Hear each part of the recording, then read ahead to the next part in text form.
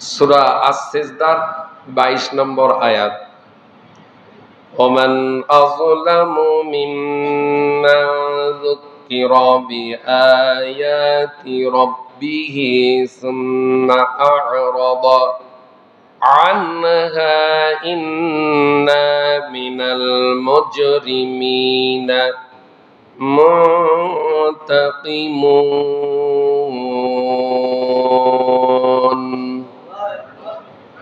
সূরা আস-সিজদার কত নম্বর আয়াত? 22। একটু বললে ভালো হবে, বোঝা যাবে যে আপনারা মনোযোগ আছে। এই 22 নম্বর আয়াতে আল্লাহ কি বলতেছেন? আমরা যারা কোরআন শুনতেছি, শোনার পরে যদি মেনে না নেই, সামি'না শোনা, ওয়া আতা'না মেনে নিলাম, শোনার পরে মেনে নেওয়া, শোনার পরে মেনে নেওয়া। যদি মেনে না নেই, শোনার পরে এর থেকে যদি মুখ ফিরিয়ে নেই, তাহলে তাদের সম্পর্কেই এই আস-সিজদার 22 নম্বর আয়াতে আল্লাহ পাক বলতেছেন, যাদেরকে আল্লাহ তাআলার আয়াত দ্বারা উপদেশ দেওয়া হয়। এখন কোরআনের আয়াত দিয়ে উপদেশ দেওয়া হচ্ছে না? কথা বলেন। আয়াত দিয়ে উপদেশ দেওয়া হয়, অতঃপর তারা এই উপদেশ থেকে মুখ ফিরিয়ে নেয়। মানে এই মসজিদের ভিতরই কথা শোনা লাগতেছে বাধ্য হয়ে, এখন নামাজ সালাত সামনে আছে, এখন হুজুরের বক্তব্য না শুনলেও না, এখন সালাত আদায় করা লাগবে। অনেক দাঁত কিটির মিটির, ভুরু কঞ্চিত, মনটা খারাপ, অন্তরের ভেতর জ্বালা যন্ত্রণা, এগুলো বক্তব্য ভালো লাগতেছে না। এগুলো কি বলতেছে হুজুর অন্য ধরনের, হুজুর কি অন্য ধরনের, হুজুর অন্য ধরনের বক্তব্য দেয়। নানান কারো কাছে প্রকাশ না করলেও অন্তরের ভিতর নিজে নিজেই প্রকাশ করতেছে। এরকম মুসল্লিও আছে কিনা? এরকম মুসল্লিও আছে। এই তাদের শানে এই আয়াত, শানে নজুল। কোন আয়াত কোন কারণে আল্লাহ নাজিল করেছেন, এই শানে নজুল, এই আয়াতের শানে নজুল হচ্ছে যারা এই কোরআন শোনার পরও শোনে কিন্তু ওয়া তা'না মানে না,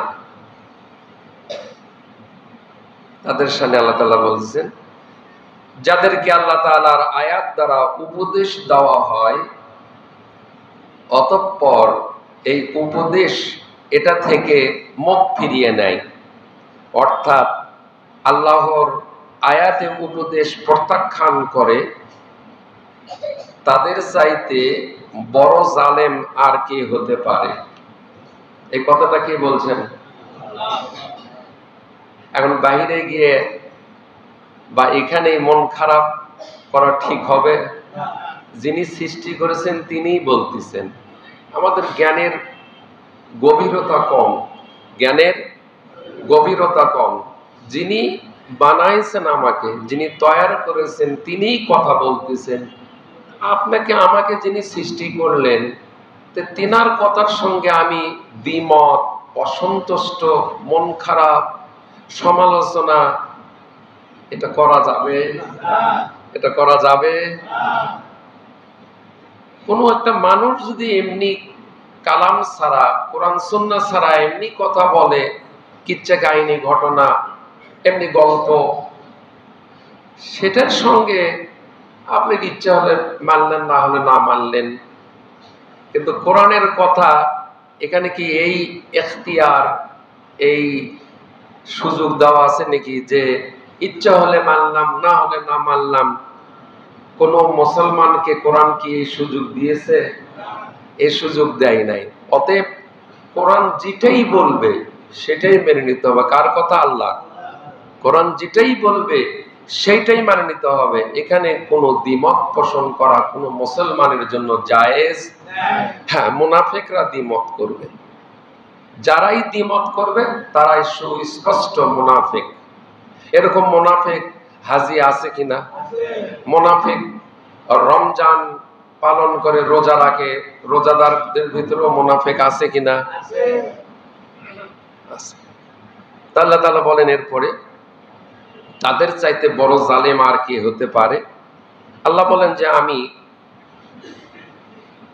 সুম্মা আ'রাদা আনহা, আল্লাহ তাআলা বলেন যে আমি অবশ্যই সেই সব অপরাধীদেরকে শাস্তি দিয়ে থাকি, শাস্তি দিবেন। যারা এই কাজ করতেছে আজকে, তাদের জন্য আখিরাতে আল্লাহ তাআলা শাস্তি প্রস্তুত করে রেখেছে। ফাবাশশিরহুম বিআযাবিন আলিম, কঠিন আযাবের শাস্তির সুসংবাদ রইল তোমাদের জন্য। আযাবের সুসংবাদ হয়, আযাবের সুসংবাদ হয়। আল্লাহ করছে যে কঠিন আযাবের সুসংবাদ রইল তোমাদের জন্য। সম্মানিত উপস্থিতি, মাহে রমজানুল মুবারক মাস, এটা আত্মশুদ্ধির মাস, আত্মসংযমের মাস, গুনাহ মাফের মাস। এটা এমন একটি মাস, এই মাসে দ্বিতীয় হিজরি, কত হিজরি? দ্বিতীয় হিজরি। দ্বিতীয় হিজরিতে 17ই রমজান বদরের যুদ্ধ হয়েছিল, জানা আছে? জানা আছে কিনা? আজকের খুতবাটাও বদরের যুদ্ধের ওপরই আজকের খুতবা। আমি কোরআনুল কারীমের আয়াত তেলাওয়াত করেছি, সূরা আল ইমরানের 123 নম্বর আয়াত। وَلَقَدْ نَصَرَكُمُ اللَّهُ بِبَدْرٍ وَأَنْتُمْ أَذِلَّةٌ فَاتَّقُوا اللَّهَ لَعَلَّكُمْ تَشْكُرُونَ। এই আয়াতের মধ্যে বদর আছে, আছে কিনা? ওই যে বিবাদরিন, বদর। আল্লাহ রাব্বুল আলামিন বলেন বদরের যুদ্ধে আল্লাহ তাআলা তোমাদের বিজয় ও সাহায্য দান করেছিলেন। বদরের যুদ্ধে আল্লাহ তাআলা বলতেছেন যে আমি বদরের যুদ্ধে তোমাদেরকে বিজয় এবং সাহায্য নাজিল করেছেন। অথচ তোমরা জানো তোমরা কত দুর্বল ছিলে। আল্লাহ বলতেছেন তোমরা কত দুর্বল ছিলে। অতএব আল্লাহকে ভয় করো, আশা করা যায় তোমরা তার কৃতজ্ঞতা আদায় করতে সক্ষম হবে। সুবহানাল্লাহ বলবেন না? আল্লাহ রাব্বুল আলামিন বলেন وَإِذْ غَدَوْتَ مِنْ أَهْلِكَ تُبَوِّئُ الْمُؤْمِنِينَ مَقَاعِدَ لِلْقِتَالِ وَاللَّهُ سَمِيعٌ عَلِيمٌ। হে নবী, স্মরণ করুন যখন আপনি খুব ভোরবেলায় আপনার আপনজনের কাছ থেকে বিদায় নিয়ে মোমেনদের যুদ্ধের ঘাঁটি সমূহতে মোতায়েন করেছিলেন। তখন আপনি জানতেন আল্লাহ তাআলা সবকিছু শোনেন এবং বান্দাদের তিনি ভালো করেই জানেন। অনেকগুলি আয়াত বদরের যুদ্ধ সম্পর্কে কোরআনে এসেছে, উহুদের যুদ্ধ সম্পর্কে কোরআনে এসেছে। তোমরা সেই আয়াতকে অস্বীকার করে মুসলমানদেরকে জঙ্গি উপবাদ দিয়েছিলে। কি বলেন? আলহামদুলিল্লাহ, একটি কথা মনে পড়ে গেল। এই 12 রমজান গিয়েছে, আজকে 13 রমজান না? নামাজের সময় ইফতারি সেহরির সময় বিদ্যুৎ আমার যতটুকু জানা অফ আছে, কিন্তু গত বছর নামাজের তারাবি পড়তেই দেয় না, খালি বিদ্যুৎ অফ। ইফতারির সময় নামাজের ওক্তে ওক্তেই খালি বিদ্যুৎ অফ হয়েছিল কিনা? দেশের শাসক যদি ভালো হয়, প্রজারা শান্তিতে বসবাস করে। কি বলেন, ঠিক কিনা?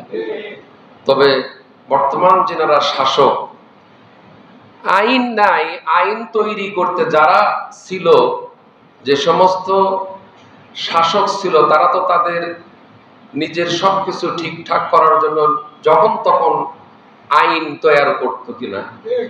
আপনি তত্ত্বাবধায়ক সরকার, আপনি আইন তৈরি করতে পারেন না?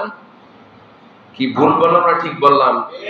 আপনি এখন এদেশের সরকার, আপনাকে এদেশের মানুষ সরকার নিযুক্ত করেছে, আপনি আইন তৈরি করলে আপনাকে কে বাধা দেবে? আপনি তো কোনো দলীয় সরকার না যে আপনার আজীবন আবার ভোট নিতে হবে, আমাকে আসতে হবে, এরকম কি কোনো সুযোগ আছে নাকি? তাহলে আপনার দেশ সুন্দরভাবে চালাতে অসুবিধা কি? কি বলেন, ঠিক কিনা? আপনি শাস্তি দিতে অপরাধীদেরকে দেরি করতেছেন কেন? এতক্ষণ যদি কোরআনের শাসন থাকতো, 24 ঘন্টা লাগতো না ওই আসিয়ার ধর্ষকদেরকে ফাঁসির কাস্টে প্রকাশ্য ময়দানে ঝুলাতে। তাহলে কোরআনের আইন দরকার আছে কিনা? হাত আলোক করে দেখান যে দরকার নাই।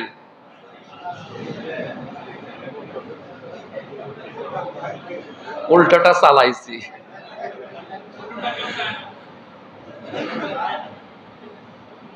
আল্লাহ কবুল করে নিন। এই মুহূর্তেই দরকার কোরআনের আইন। একটি ছোট্ট ঘটনা বলবো। একজন মুসলিম নারী, এটা রাসূল কারীম সাল্লাল্লাহু আলাইহি সাল্লামের সময় মদিনায় ইহুদিরা তখন মুসলিম নারী দোকানে গিয়েছে, ইহুদি উত্তপ্ত উস্কানি ঠাট্টা বিদ্রুপ তাকে করতেছে।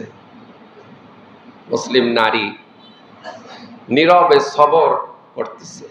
এক পর্যায়ে ইহুদিরা তাকে বস্ত্রহীন করবে, যেটা বলে নাউজুবিল্লাহ। এক পর্যায়ে তারা বস্ত্রহীন করেই ছাড়লো, জোরে বলে নাউজুবিল্লাহ। সঙ্গে সঙ্গে তার মুসলিম ভাই ওখানে ছিল। এই মুসলিম ভাই এই অন্যায়ের প্রতিবাদ করতে গিয়ে ইহুদিরা মুসলিম ভাইকে হত্যা করলো, শাহাদত বরণ হয়ে গেল। সুবহানাল্লাহ বলবেন না? নবী করিম সাল্লাল্লাহু আলাইহি সাল্লামের কাছে এই সংবাদটা সঙ্গে সঙ্গে পাঠিয়ে দেওয়া হয়েছে। আমার রাসূল সঙ্গে সঙ্গেই যেখানেই অন্যায় সেখানেই প্রতিরোধ, সেখানেই প্রতিরোধ, সেখানেই প্রতিবাদ। রাসূল প্রতিরোধ গড়ে তুললেন সাহাবীদেরকে নিয়ে, রাসূল প্রতিবাদ করলেন, রাসূল সেখানে যুদ্ধ এবং জিহাদ ঘোষণা করে দিলেন। এখান থেকে কি শিক্ষা আছে না? কোরআনের আইনে কোনো শিথিলতা নাই, কোরআনের আইনে কোনো সময় ক্ষেপণ করার সুযোগ নাই। এই ধর্ষণের শাস্তি যদি এত দেরি না করে তাড়াতাড়ি যদি দেওয়া হতো, বাংলার জমিনে, আমি কোরআন হাতে নিয়ে বলতেছি, প্রকাশ্য ময়দানে কিন্তু এই শাস্তি দিতে হবে। ধর্ষকদের যে কয়জন ধর্ষক জড়িত আছে সব কটাকে প্রকাশ্য ময়দানে ফাঁসি দিয়ে এদেশের 20 কোটি মানুষকে দেখিয়ে দিতে হবে। পরের দিন থেকে আর কোনো রেপ, আর কোনো ধর্ষণ হবে না, চিরজনমের মতন বন্ধ হয়ে যাবে। এই আইন যতক্ষণ পর্যন্ত বাংলার জমিনে কার্যকর না হবে ততক্ষণ পর্যন্ত ধর্ষণ কেউ বন্ধ অতীতে করতে পারে নাই, বর্তমানেও পারবে না, ভবিষ্যতেও পারবে নাকি? আরো আসতে বলেন, পারবে? 53 বছর যারা দেশ পরিচালনা করেছে 71 থেকে নিয়ে, তারা ধর্ষণ বন্ধ করতে পেরেছে? এক জালেম তো ধর্ষণের সেঞ্চুরি মিষ্টি বিতর উদযাপন করেছে, করেছে কিনা ঢাকা ভার্সিটিতে। এগুলো কি গোপন রাখার কথা? এগুলি কি গোপন রাখার কথা? এগুলি বললেও আবার দোষ হয় যে এগুলি বলে কেন? ওদের কুকীর্তি কুকর্ম বলে দেওয়া মুসলমানদের জন্য ফরজ। তাহলে সূরা আল্লাহ তাআলা আবু লাহাব, সূরা লাহাব কেন নাযিল করলেন? ফেরাউনের চরিত্র কোরআনে এসেছে কিনা? আবু লাহাবের চরিত্র কোরআনে আছে কিনা? তাহলে ওরা যেগুলি করেছে প্রত্যেকটি একটা একটা করে সব সময় মানুষের কাছে বলতে হবে। কি বলেন ঠিক কিনা? তোমরা যদি ভালোই করতে তা আমরা ভালোই বলতাম, তোমরা যেমন কর্ম করছো তেমন ফল আল্লাহর পক্ষ থেকে তোমাদের জন্য এসে গেছে। তো এই শাস্তিটা আসিয়া নামে যে নাবালক মেয়েটি এত দেরি না করে তাড়াতাড়ি শাস্তিটা, আমি একজন ছেলের সঙ্গে গতকালকে আলাপ করেছি, বলতেছে আইন নাই। তা আমি বললাম যে আইন তৈরি করতে অসুবিধা কি? সমন্বয়ের একটা ছেলে, যারা দেশ স্বাধীন করলো, যে সমস্ত ছাত্র একজন নেতা গতকালকে এখানে নামাজ পড়লো, তার সাথে মত বিনিময় করলাম।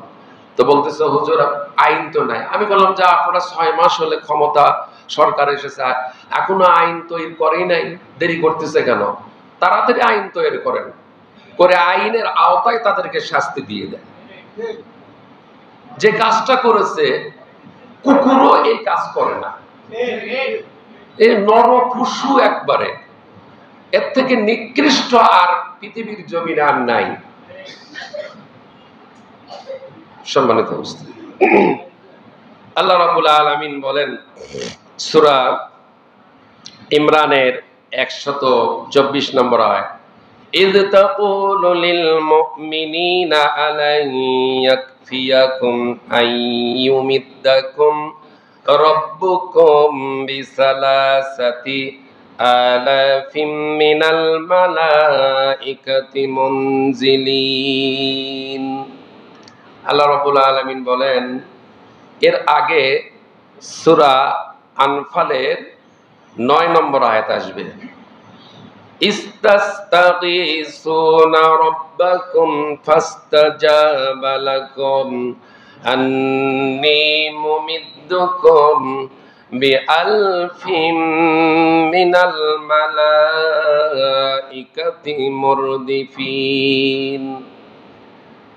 আল্লাহ রাব্বুল আলামিন বলেন, যখন তোমরা তোমাদের মালিকের কাছে ফরিয়াদ করেছিলে, অতঃপর আল্লাহ তোমাদের ফরিয়াদ কবুল করেছিলেন এবং বলেছিলেন, হ্যাঁ আমি তোমাদের এই যুদ্ধে, বদরের যুদ্ধের ময়দানে পর পর 1000 ফেরেশতা পাঠিয়ে সাহায্য করব। প্রথমে পাঠাচ্ছেন 1000, পরে পাঠাচ্ছেন 3000, তারপরে পাঠাচ্ছেন কত হয়? 9, টোটাল 9000 ফেরেশতা আল্লাহ পাঠাচ্ছেন।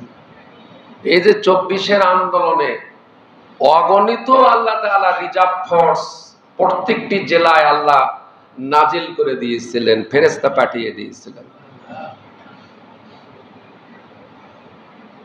যখনই কোনো অন্যায়ের বিরুদ্ধে জিহাদ হয়, সেই জিহাদেই ফেরেশতা আল্লাহ নাজিল করেন। সন্দেহ আছে নাকি? অর্থাৎ সত্যের জন্য, ন্যায়ের জন্য যারা ময়দানে জিহাদরত থাকবে, যুদ্ধরত থাকবে, আল্লাহ পাক সেখানে তার একটা রিজার্ভ ফোর্স, বিশাল একটা বাহিনী সেখানে আল্লাহ তাআলা পাঠিয়ে দিবেন মুসলমানদের পক্ষে সাহায্যের জন্য। সুবহানাল্লাহ। তো আল্লাহ তাআলা সূরা আনফালের 9 নম্বর আয়াত আমরা শুনলাম। এবার আমরা সূরা ইমরানের 124, ইয তাকুলু লিল মুমিনিনা আলাই ইয়াকফিয়াকুম আইয়ুমিদ্দাকুম রাব্বুকুম বিসালাসাতি আলাফিম মিনাল মালাইকাতি মুনজালিন। যখন হে রাসূল, আপনি যখন মুমিনদের বলেছিলে যুদ্ধে বিজয় লাভ করার জন্য তোমাদের মালিক যদি আসমান থেকে 3000 ফেরেশতা পাঠিয়ে তোমাদের সাহায্য করেন, তাহলে তোমাদের বিজয়ের জন্য তা কি যথেষ্ট হবে না? অবশ্যই যথেষ্ট হবে। হবে কি না? এটা সাহাবীদেরকে আল্লাহ রাসূল বলতেছেন। 25 নম্বর আয়াত সূরা আল ইমরান, বালা ইন তাসবিরু ওয়া তাত্তাকু ওয়া ইয়াতুকুম মিন ফাওরিহিম হাযা ইউমদিদকুম রাব্বুকুম বিখামসাতি আলাফিম মিনাল মালাইকাতি মুসাউবিবিন। অবশ্যই তোমরা যদি ধৈর্য ধারণ করো এবং শয়তানের চক্রান্ত থেকে বেঁচে থাকতে পারো, এই অবস্থায় তারা যদি তোমাদের ওপর দ্রুত গতিতে আক্রমণ করে বসে, তাহলে তোমাদের মালিক 5000 চিহ্নিত ফেরেশতা দিয়েও তোমাদের সাহায্য করবেন। আল্লাহ সাহায্য বদরের ময়দানে করেছিলেন কিনা? করেছিলেন। সম্মানিত উপস্থিতি, বদর একটি স্থান, একটি জায়গার নাম। 12ই রমজান নবী করিম সাল্লাল্লাহু আলাইহি সাল্লাম 313 জন সাহাবীদেরকে নিয়ে কোথায় রওনা দিলেন? বদরের ময়দানে রওনা দিলেন। সেখানে 16ই রমজান রাত্রিবেলা সারা রাত সাহাবায়ে কেরাম এবং রাসূল ঘুমায় নাই।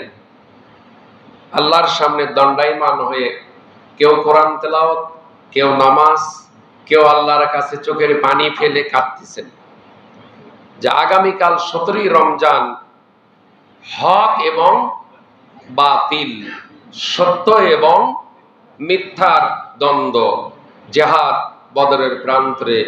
এই যুদ্ধে মাত্র মুসলমান 313 জন, কাফের কতজন? 1000 কাফেরের সঙ্গে যুদ্ধে লিপ্ত মাত্র 313 জন। আল্লাহ তাআলা 313 জন ছিল টাটকা মুমিন সাহাবায়ে কেরাম, রাসূলের সঙ্গে যুদ্ধরত। আল্লাহ কি বিজয় দান করেছিলেন না করেন নাই? বিজয় দান করেছিলেন। ইসলামের প্রথম জিহাদ বদরের প্রান্তরে। এই জিহাদে আল্লাহর নির্দেশের রাসূলের কাছে ওহী জিবরিল ফেরেশতা এসে জানিয়ে দিলেন, হে রাসূল, আপনি রোজা ছেড়ে দেন। রাসূল সাহাবায়ে কেরামদেরকে বললেন, তোমরাও রোজা ছেড়ে দাও। রাসূল নিজে রোজা পানি খেয়ে হোক আর যেটা খেয়ে হোক রোজা ভাঙ্গে ফেলে দিলেন। তাহলে রোজা ফরজ, জিহাদও ফরজ। এই দুটার ভিতর কোনটা বড় ফরজ? জিহাদ বড় ফরজ। জিহাদ বড় ফরজ দেখে রোজা ছেড়ে দেওয়ার নির্দেশ। এখন জিহাদ আপনি করুন, এখন রোজা ছেড়ে দেন। আমরা জিহাদকে সবচাইতে ছোট ফরজ মনে করে নিয়েছি এবং ফরজ না, এটাকে আমরা ওয়াজিব বা সুন্নত বা নফল বা মুস্তাহাব মনে করি না। অথচ মিশকাতের হাদিস, নবীর যাই উম্মত, মুসলমান যাই, তার যদি জিহাদের খায়সাত, বাসনা, ইচ্ছা এটা যদি তার না থাকে জিহাদের, তাহলে তার মৃত্যু হবে মুনাফিকের মৃত্যু।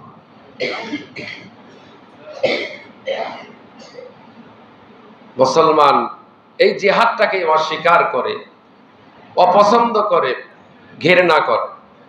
অথচ বদরের ময়দান সাহাবায়ে কেরাম যুদ্ধ করলেন কাফেরদের সঙ্গে। আপনারা বলতে পারেন যে আজকে কাফের তো নাই, কার সঙ্গে যুদ্ধ হবে? সূরা তাওবার 73 নম্বর আয়াত, সূরা তাহরিমের সম্ভবত 8 কি 9 নম্বর আয়াত, ইয়া আইয়ুহান নবী জাহিদিল কুফার ওয়াল মুনাফিকিন ওয়াগলুজ আলাইহিম ওয়া মাওয়াহুম জাহান্নাম ওয়া বিইসাল মাসির। হে রাসূল, আপনি কাফেরদের আর মুনাফিকদের বিরুদ্ধে জিহাদ করুন।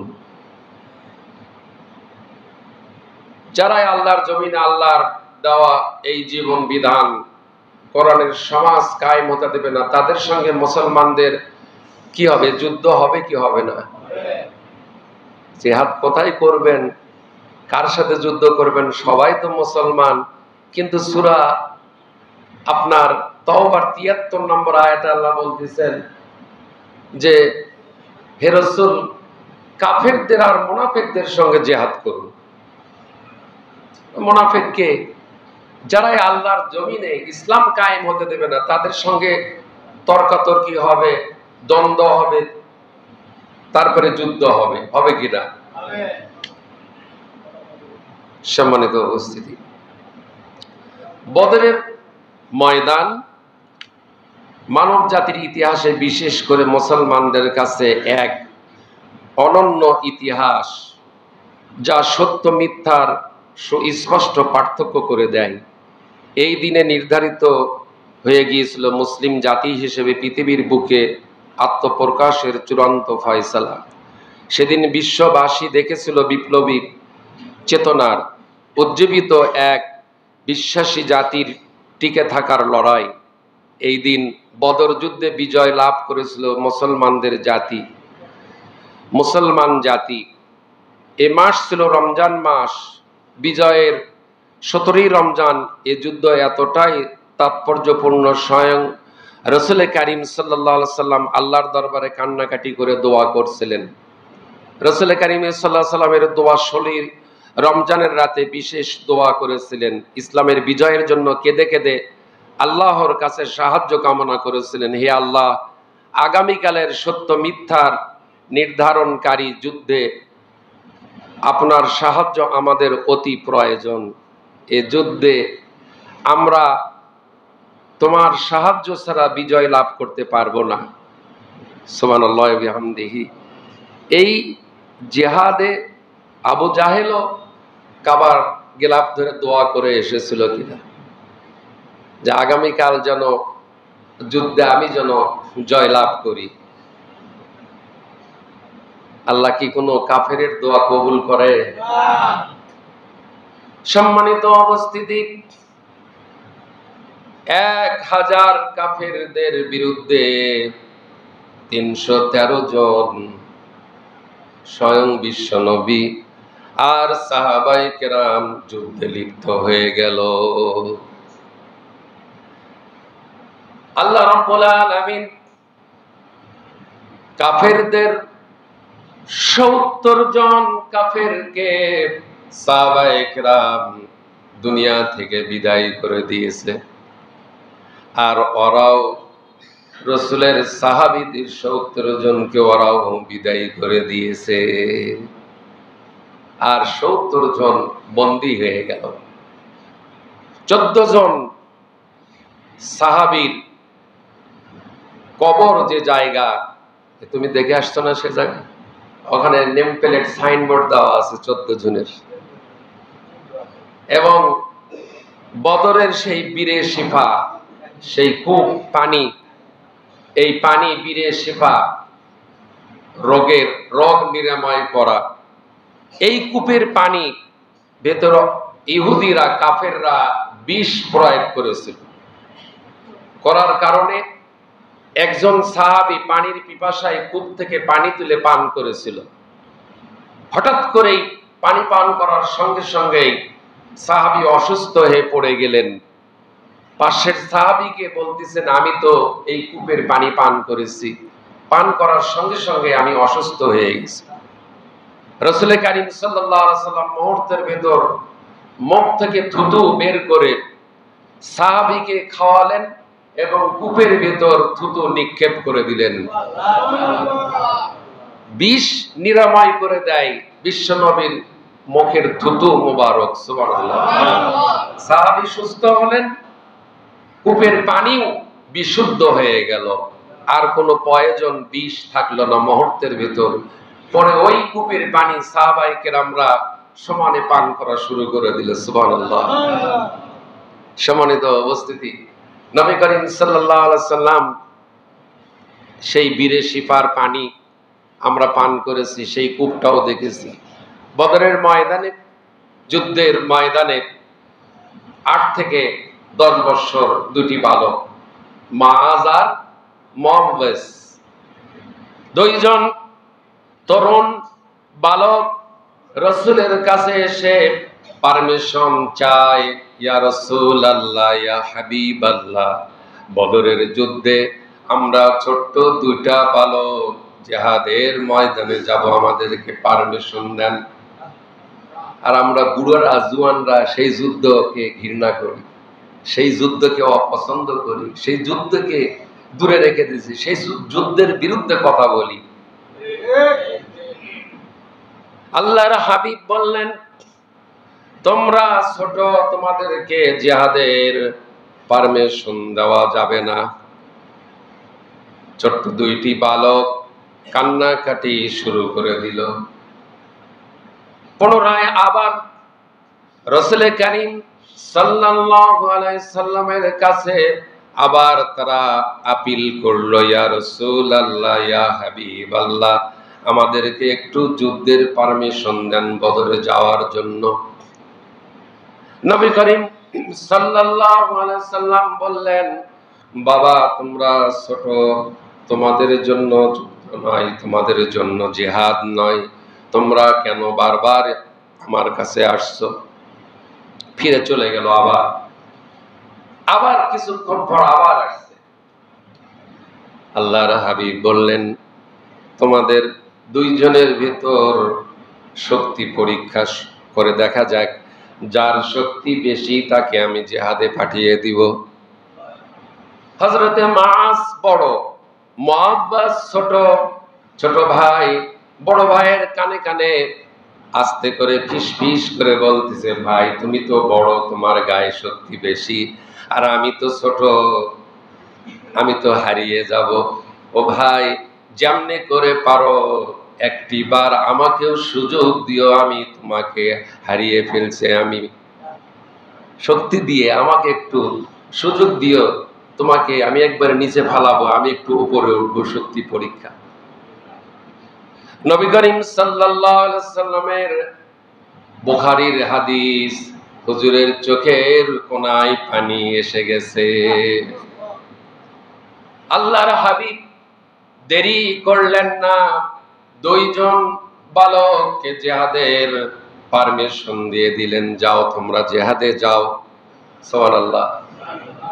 জিহাদের ময়দানে ছোট্ট দুইটি বালক জিহাদের ময়দানে যাওয়ার পর বড় বড় বীরদেরকে, সাহাবীদেরকে বলে, আমরা শুনেছি মক্কা নগরীতে আল্লাহর হাবিব সবচাইতে বেশি কষ্ট দিয়েছে আবু জাহেল। আমরা তো আবু জাহেলকে চিনি না। সাহাবীরা বলে, বড় বড় বীরেরা আবু জাহেলকে ভয় পায়, আর ছোট্ট ছোট্ট দুটা বালক আবু জাহেলকে তালাশ করে, খোঁজ করে। হযরত আব্দুর রহমান বিন আওফ রাদিয়াল্লাহু তাআলা আনহু, তার সঙ্গে মাআজ এবং মুআওয়াজের দেখা হয়ে গেছে। মাআজ এবং মুআওয়াজ দুইজনই আব্দুর রহমান বিন আওফকে বলতেছে, চাচাজি আমাদেরকে একটু আবু জাহেলকে দেখিয়ে দেন। আব্দুর রহমান বিন আওফ বললেন, ওই যে লম্বা ঘাড়ওয়ালা যেটাকে দেখা যায় ওইটা হচ্ছে আবু জাহেল। হযরত মাআজ এবং মুআওয়াজ দুইজনই তরবারি ভাঁজতে ভাঁজতে, আব্দুর রহমান বলেন, আমি অবাক হয়ে গেলাম, বড় বড় বীরেরা আবু জাহেলের কাছে যায় না, ছোট্ট দুইটি বালক, রিমোট কন্ট্রোল আল্লাহ নিজে কন্ট্রোল করতেছেন। মাআজ, মুআওয়াজ তোমরা চলে যাও, তোমাদের ছোট্ট বালকদের আঘাতে আবু জাহেলকে আমি আল্লাহ দুনিয়া থেকে চিরজনমের মতন বিদায় করে দেব। এখানে একটা কথা আসে, সেটা হচ্ছে যে বাংলাদেশের যে শাসক ছিল তাদেরকে বিরোধী দল অনেক আন্দোলন করেছে, সরাতে পারে নাই, কিন্তু ছোট্ট ছোট্ট বালক, তরুণ, যুবক, ছাত্ররা কি এক কোঠার আন্দোলন হলো, সে এক আন্দোলন দিয়েই চেয়েছিল পদত্যাগ, কিন্তু দেশ ত্যাগ। কি বলেন, ঠিক কিনা? আল্লাহ মাজ এবং মুআব্বাস দিয়ে যেমন আবু জাহেলকে চিরতরে দুনিয়া থেকে বিদায় করে দিয়েছেন, সমন্বয়কারী ছাত্রদের আন্দোলনের বিনিময়ে আল্লাহ তাআলা দুনিয়া থেকে, বাংলার জমিন থেকে, দেশ থেকে দিল্লির মাবুর আলীতে নিক্ষেপ করে দিয়েছে। পারেন কিনা আল্লাহ? পারেন কিনা আল্লাহ? আন্নাল কুওয়াতা লিল্লাহি জামিআ। এখান থেকে দৃষ্টান্ত, ভবিষ্যতেও যদি এরকম কেউ জালেম এই সংসদে আসে, কোন শাসক, তাকেও সমন্বয়কারীরা আবার আন্দোলন গড়িয়ে তুলে তাদেরকেও সংসদ থেকে উৎখাত করে দিবে। কোন জালেমের স্থান সংসদে নাই, পার্লামেন্টে নাই। কি বলেন, ঠিক কিনা? ছাত্ররা এই জন্য আন্দোলন করে নাই যে দেশে আবার দুর্নীতি হবে, আবার দেশের মানুষের উপর জুলুম চেপে বসবে, এই জন্য ছাত্ররা আন্দোলন করে নাই। করেছিল নাকি? ভুল বললাম না ঠিক বললাম? মনে কষ্ট পেয়ে থাকলে হাত আলোক করেন। কষ্ট পাইছেন? মাজ এবং মুআব্বাস দুইজন আবু জাহেলের কাছে গিয়ে তরবারি দিয়ে আঘাত করে। আবু জাহেলও তরবারি দিয়ে আঘাত করে। খেলা হবে। খেলা শুরু হয়ে গেছে। খেলা শুরু হয়ে গেছে। মাজ আর মুআব্বাস ছোট্ট বালক, বড় বড় বীরেরা ৩১৩ জন, তার ভিতরে দুইজন। হ্যাঁ, সবাই দেখতেছে যে মাজ আর মুআব্বাস কি করতেছে। আল্লাহর কুদরতের খেলা এখানে শুরু হয়ে গেছে। এখানে কোন খেলা? আল্লাহর কুদরতি খেলা। কোন খেলা? কুদরতি খেলা। ওই দুনিয়ার ওই খেলা নয়, রাজনৈতিক ওই খেলা নয়, এখানে আল্লাহর কুদরতি খেলা। মাজ এবং মুআব্বাস আবু জাহেলকে আঘাত করেন। আবু জাহেল মাজ মুআব্বাসকে আঘাত করে। এক পর্যায়ে মাজের ডান হাতে আবু জাহেল খোপ মেরেছে তরবারি দিয়ে। মাজের ডান হাতটা, পুরা হাতটা কেটে যায় নাই, চামড়ার সঙ্গে ঝুলিয়ে রয়েছে। হযরতে মাজ রাদিয়াল্লাহু তাআলা আনহু নিজের এই ঝুলন্ত হাতটা জিহাদ করতে গিয়ে হাতটা ডিস্টার্ব করে, সমস্যা হয়। হযরত মাজ নিজের এই হাতটা নিজের ডান পায়ের নিচে ফালালেন। ডান পায়ের নিচে হাতটা ফেলে দিয়ে বিরাট জোরে ঝটকা একটা টান মেরে নিজের হাত নিজে ছিঁড়ে ফেলে দিয়ে বাম হাতের তরবারি দিয়ে আবু জাহেলকে আঘাত করলো। আবু জাহেল দুনিয়া থেকে বিদায় নিয়ে চলে গেল। আল্লাহ পাক বলেন, ওয়া কানা হাক্কান আলাইনা নাসরুল মুমিনিন। মুমিনদের জন্য সাহায্য করা আমি আল্লাহর জন্য ওয়াজিব হয়ে যায়। তুমি দেখে আসছো নাকি আবু জাহেলের কূপ, গর্তের ভেতর ফেলে দিয়ে পাথর দিয়ে ঢেকে রাখছে, আজও সেই চিহ্ন আছে। যাবেন, দেখতে যাবেন, দেখে আসা দরকার। আমাদের সঙ্গে এক হাজি আবেগে ওই কূপের ওপর বড় বড় পাথর মারা শুরু করে দিল শয়তান। যেমন আবু জাহেলের বাসা গণশৌচাগার, পাবলিক টয়লেট, কি টয়লেট, শত শত টয়লেট, সবাই ওখানে গিয়ে পায়খানা করে। আসলে ইসলামের সঙ্গে যারাই দুশ্মনী করবে তাদের বাসা বাড়িগুলি টয়লেট করে দেওয়া দরকার। কত বলে ঠিক হয়েছে তো? এটা তো তার দৃষ্টান্ত। ভুল বললাম না ঠিক বললাম? মক্কা নগরে দেখেন আবু জাহেল ইসলামের দুশ্মন ছিল। পৃথিবীর জমিনে যারাই দুশ্মন হবে ইসলামের, আল্লাহর দুশ্মন, রসুলের দুশ্মন, তাদের বাড়ি, বাসা, অফিস সব গণশৌচাগার। জাতি তাদেরকে ঘৃণা করে, ধিক্কার দেয়। কি বলে ঠিক কিনা?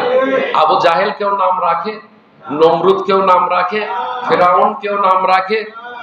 যারাই দ্বীনের দুশ্মন হবে তাদের পরিণতি এরকমই হবে। যুগে যুগে হয়ে আসছে, বর্তমানেও হয়েছে, হচ্ছে, অতীতেও হয়েছে, বর্তমানেও হচ্ছে, ভবিষ্যতেও হবে। হযরতে মাজ রাদিয়াল্লাহু তাআলা আনহু তরবারি দিয়ে আঘাত করলো। দুনিয়া থেকে আল্লাহ আবু জাহেলকে চিরজনমের মতন বিদায় করে দিল। একজন সাহাবী নবী করিম সাল্লাল্লাহু আলাইহি সাল্লামের কাছে এসে বলে, ইয়া রাসূলুল্লাহ, ইয়া হাবিবাল্লাহ, আমাকে একখানা তরবারি দেন, আমি যুদ্ধে যাব, জিহাদ করব। হুজুর বললেন, ও সাহাবী, আমার কাছে তরবারি নাই, আমি দেওয়ার মতন তো কিছু নাই। আল্লাহর হাবিব বললেন, ও সাহাবী, ওই যে শুকনা একটা মরা খেজুরের ডাল, কিসের ডাল? মরা খেজুরের ডাল, ওই ডালটা নিয়ে আসো। সাহাবী নিয়ে আসলেন মরা ডালটা। আল্লাহ রাসূল বরকতে হাত দিয়ে সাহাবীর হাতে ডালটা তুলে দিল।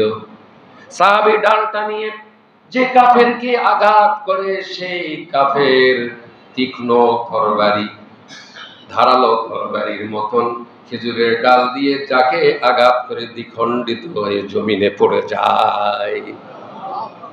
কার সাহায্য? আল্লাহর সাহায্য। সম্মানিত উপস্থিতি, এই বদরের যুদ্ধ বিশাল ঘটনা, অনেক কোরআনের আয়াত রয়েছে, অনেক হাদিস রয়েছে। আজকে সামনের দিকে আর যাওয়া সম্ভব নয়, 1:25 হয়ে গেছে। এই ঘটনা বলতে গেলে আরো কমপক্ষে আরো কয়েক জুমা লাগবে। শুধু আজকে টাচ দিয়ে গেলাম, আগামী জুমায় বাকি কথা নিয়ে আসব। তাই বলে এখনো শেষ করি নাই, আপনাদের জন্য অনেক সুসংবাদ আছে। সুসংবাদ নিবেন না? সুসংবাদ হলো যে আমাদের দেশ স্বাধীন হওয়ার পর থেকে জাতীয় দিবস পালন করা যারা ক্ষমতায় ছিল ফরজে আইন করে দিয়েছিল। শিক্ষক যারা আছে মাদ্রাসা স্কুলে ওই দিন জাতীয় হবে, তার বাবার তার গুণগান গুণকীর্তি করতে হবে। ভুলে গেছেন আপনারা? ভুলে গেছেন? মাসের মধ্যে কতগুলো দিবস যে বার করছিল, ভুলে গেছেন? সেই দিবস পালন করে। জাতীয় দিবস, বিজয় দিবস আমরা খুব পালন করি। 21শে ফেব্রুয়ারি এটাও পালন করি। 26শে মার্চ সামনে আসে না, এটাও পালন করি, করতেই হবে। এদেশের নাগরিক আমরা, আমাদের দেশ স্বাধীন হয়েছে, জাতীয় দিবস। আপনারা বলেন তো, এই দিবসের থেকে ধর্মীয় দিবসের প্রাধান্য কম না বেশি দিতে হবে? কিন্তু আমরা বাঙালিরা, আমরা মুসলমানরা এই দিবসগুলি, জাতীয় দিবসের থেকে ধর্মীয় দিবসের দাম বেশি দেই না কম দেই?